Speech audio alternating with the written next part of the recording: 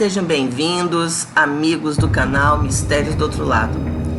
Hoje eu vou passar para vocês 3 lendas. Eu vou falar para vocês sobre a lenda do Boitatá, a lenda da Mãe do Ouro e da Mula Sem Cabeça. Por que eu vou falar com vocês sobre essas lendas?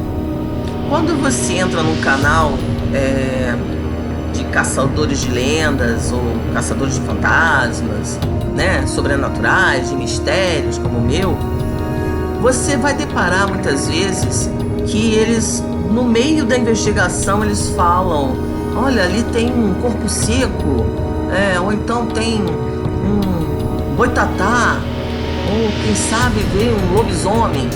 E por que isso, né? O que são realmente? Então hoje eu resolvi explicar, falar um pouquinho sobre isso, tirar algumas coisas que são ficções, obviamente, mas também falar sobre a lenda, né, e como ela se originou, o porquê, né, de cada uma delas. Então hoje eu vou começar com a lenda do Boitatá. Mas antes de eu começar, por favor, amigos, deem um like, se inscrevam no canal. Nós estamos crescendo bastante e com isso cada like que vocês dão ajuda o canal, né? Ajuda a gente. Eu queria agradecer bastante ao seu Carlinhos, que é um dos patrocinadores do canal, que ajudou. A gente está comprando um material legal. Semana que vem já temos aí um local que nós vamos, uma casa em que atrás da casa era um pelourinho, né? Era um local de escravos, e tem uma história bem complicada também. Depois eu vou passar para vocês, tá? E vamos também na Fortaleza de Santa Bárbara, em Niterói. Nós conseguimos autorização, nós vamos lá filmar. Depois eu vou passar isso para vocês direitinho, tá? Então não esqueçam de se inscrever no canal, compartilhem, tá? Para ajudar o canal, e deem um like, ok? Então vamos lá. A lenda do Boitatá. O Boitatá é protetor das florestas, é um personagem do folclore brasileiro. A lenda do Boitatá descreve esse personagem folclórico como uma grande serpente de fogo. Ele protege os animais e as matas das pessoas que lhes fazem mal, e principalmente que realizam queimadas nas florestas. Na narrativa folclórica, essa serpente pode se transformar num tronco em chamas, com o intuito de enganar e queimar os invasores e destruidores das matas.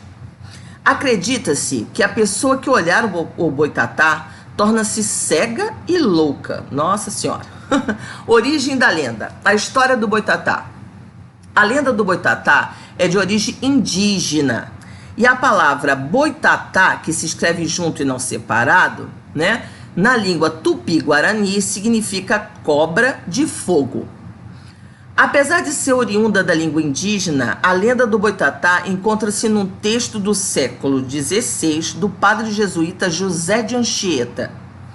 Vale lembrar que José de Anchieta baseou-se nos relatos dos indígenas para compor seu texto. Então o texto dele fala o seguinte: há também outros fantasmas, né?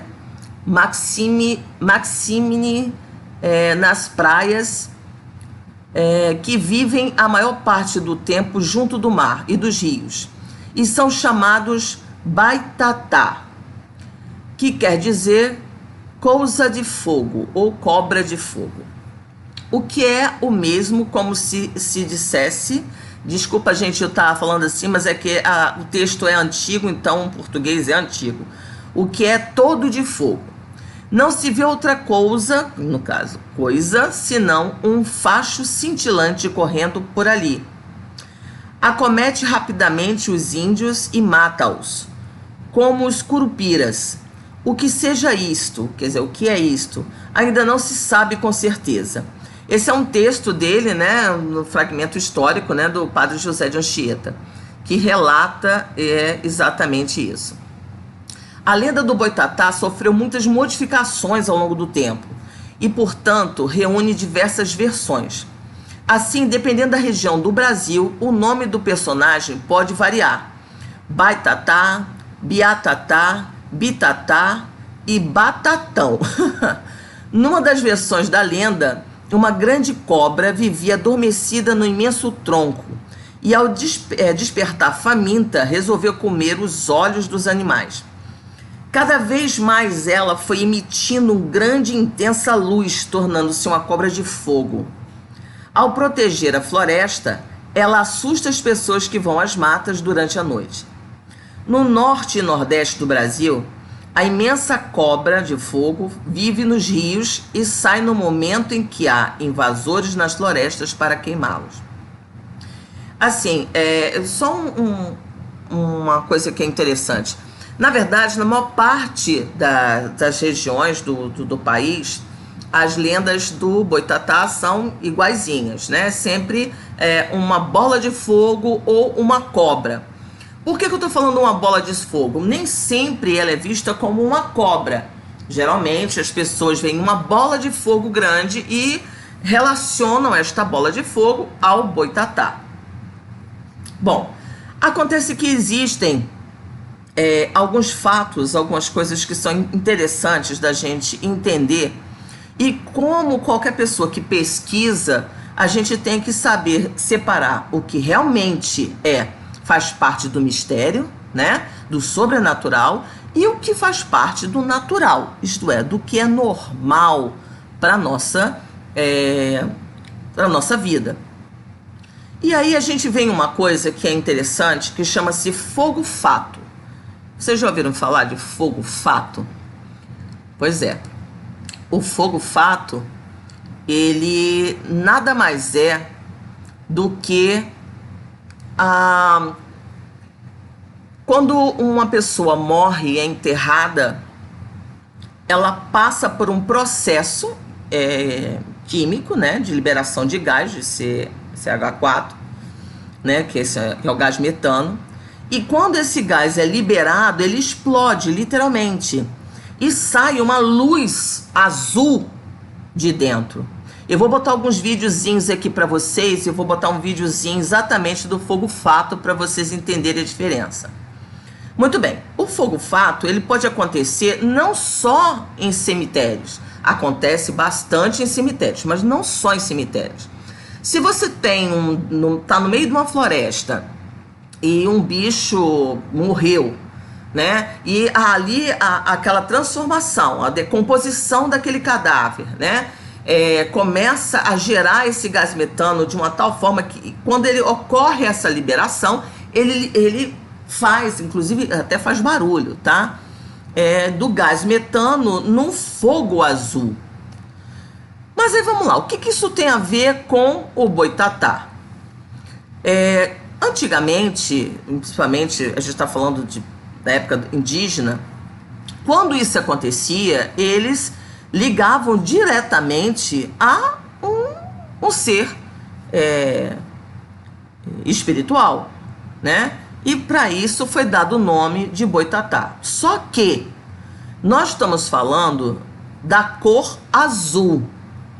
No entanto, existe sim esta bola de luz, ou esta serpente de fogo, né? Ou essa bola de fogo, essa serpente de fogo, em que a cor pode variar de um amarelo a um laranja forte ou até a um vermelho.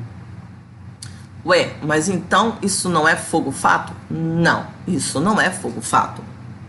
Esse não é fogo-fato. Então a gente tem que separar. É óbvio que para os cientistas sempre vai ser fogo-fato, né? Mas se o fogo-fato produz, né? Quando acontece a liberação é azul, no máximo um branco azulado, por que então seria o amarelo, o laranja, o vermelho? Né? Da onde vem então essas outras cores do fogo-fato? É porque não é. Mas aí a gente entra dentro da questão. O que seria isso então? É um boitatá? Boitatá é um nome que foi dado, né? Ele foi dado pelos indígenas a essa aparição sobrenatural, que obviamente hoje a gente encara de outra forma. Existem várias explicações para esta manifestação. Pode ser uma onda, né, que nós já falamos quando eu fiz o vídeo falando sobre os orbes, e pode ser uma sonda alienígena, como pode ser exatamente um ser sobrenatural, pode ser, no caso, uma salamandra, está atuando por algum motivo, pode ser um ser espiritual, um espírito que esteja em desordem e por conta disso se manifesta dessa forma, ou pode ser sim um guardião da floresta, por que não? Né? Existem tantos mistérios e tantas coisas que a gente vê e não compreende, e esse é um deles. Então, gente, fogo fato é uma coisa. Quando a gente fala de boitatá, a gente está falando sobre esse tipo de manifestação e não sobre o fogo fato, porque há uma diferença muito grande entre os dois. Eu vou botar um videozinho que mostra que eu peguei, vou botar o link inclusive depois para que vocês possam assistirem na íntegra no YouTube, tá? Aí vamos lá.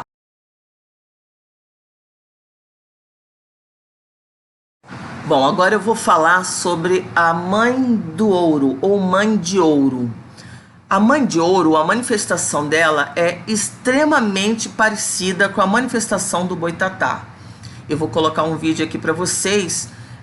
O que acontece? Eu não consigo distinguir, na verdade, uma manifestação da outra. Os relatos que a gente tem é que antes da manifestação acontecer, muitas vezes se vê uma mulher muito bonita, loura, e que essa mulher se transforma nessa bola de luz ou bola de fogo, né? Que alguns falam bola de luz, outros falam bola de fogo. E alguns dizem, os matutos, os antigos, né? Que, na verdade, a bola de fogo é o boitatá e que a Mãe do Ouro é uma bola de luz. Bom, de qualquer forma, não vejo muita diferença entre uma manifestação e outra. Ela, quando ela aparece, é para indicar que naquele local existe ouro. Mas não só ouro, qualquer objeto de valor que ela queira guardar, ela aparece. E não é para mostrar a pessoa para que a pessoa retire, muito pelo contrário, ela está guardando. Então muitas vezes ela é agressiva, ela persegue as pessoas, ela derruba, né? Nunca vi caso de morte nem nada disso falando sobre a perseguição da Mãe do Ouro. Mas já ouvi alguns relatos onde dizem que realmente ela é bastante agressiva, tá? Mas eu não consigo ver distinção. Acho que a mudança do nome de boitatá para Mãe do Ouro se classifica justamente por conta do local onde ela foi avistada, né? Pela pessoa, às vezes no interior do norte do país, ou no nordeste do país, ou no sul do país, possa ser que com essas diferenças de culturas, né? Haja também essa diferença de nome. Mas a manifestação para mim é exatamente a mesma. Eu nos vídeos anteriores e nesse que vocês vão ver agora, vocês vão ver que para mim é a mesma manifestação. Não tem diferença de uma para a outra, tá ok, gente?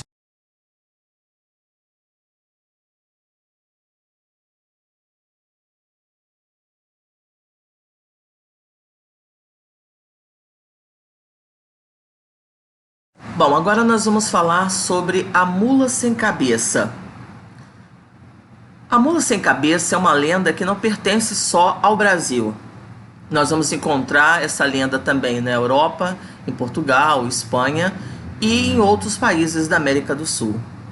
A lenda consiste uma mulher que se relaciona com um padre.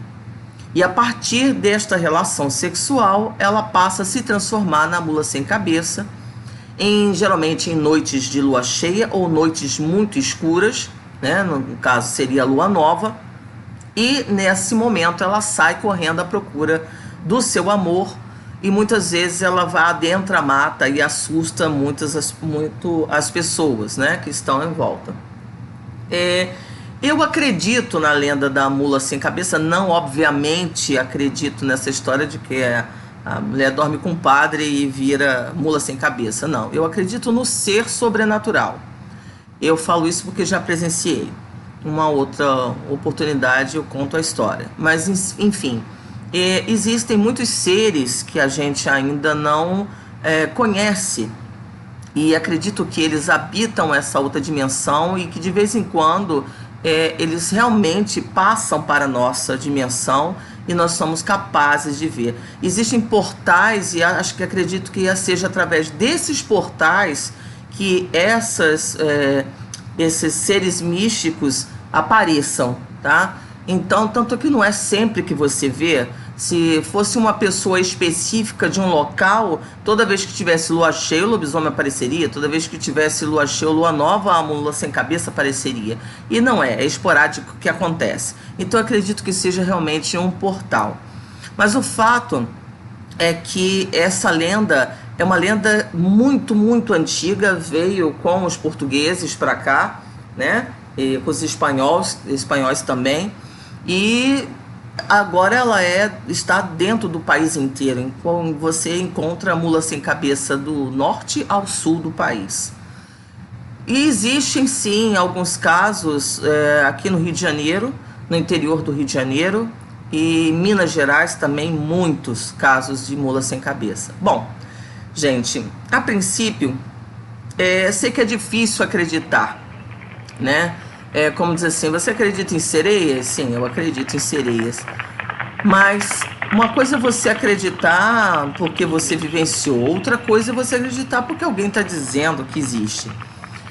Eu espero que um dia, quem sabe, eu possa filmar uma mula sem cabeça para mostrar a vocês. Bom, gente, a gente fica por aqui. Agradeço muito a todos vocês pelo carinho, né? O canal está crescendo bastante. Volto a dizer para vocês, por favor, deem seu like, compartilhem, né? Comentem, por favor, o que vocês acharam do vídeo, se tem alguma coisa que vocês queiram saber que não foi dito, né? Se tem alguma pergunta, pode falar, pergunte que com certeza eu irei responder a todos vocês, tá ok? Um beijo no coração de todos.